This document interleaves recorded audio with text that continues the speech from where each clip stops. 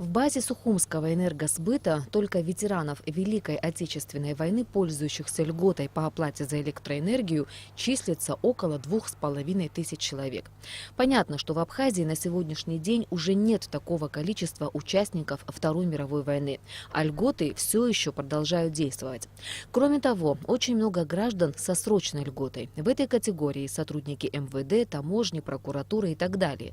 За время, прошедшее с последней перерегистрации, многие из них могли уйти с работы, а значит и потерять право на льготы.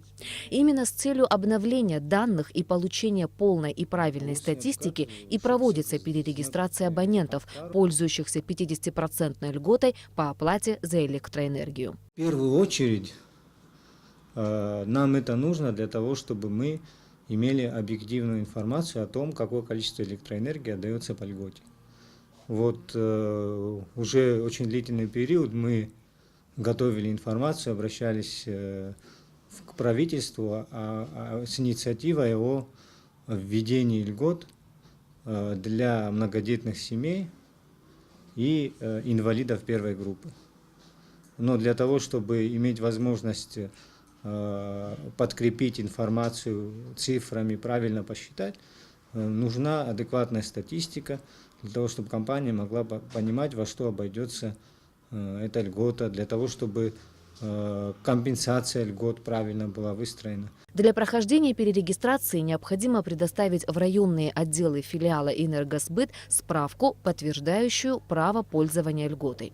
Перерегистрация бессрочна, и хотя с 21 января действие всех видов льгот будет приостановлено, по предоставлению документа, подтверждающего право пользования льготой, для этих абонентов будет произведен перерасчет. С 21 января все льготы в базе энергосбыта будут отменены до момента прохождения перерегистрации.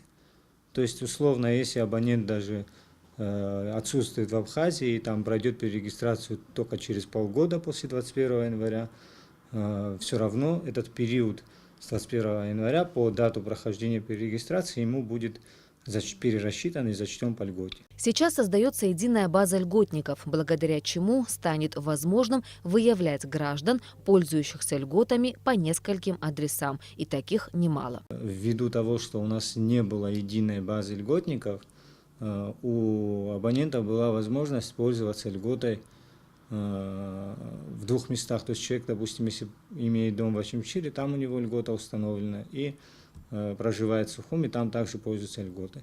Но исходя из нашего законодательства, льготой пользоваться можно только в одном месте. Но ввиду сложностей технических мы не могли этот момент отследить. То есть сейчас, когда уже будет единая база льготников, абонент льготой сможет воспользоваться только по месту проживания или по месту регистрации на его выбор. Как отметил Инал Лазба, в данное время идет работа по изменению категорий льготников. Руководство филиала «Энергосбыт» надеется, что в ближайшее время льготы будут перерассмотрены в пользу многодетных семей и инвалидов первой группы, а не сотрудников государственных ведомств и учреждений. Соответствующие предложения уже представлены в Кабинет министров Абхазии.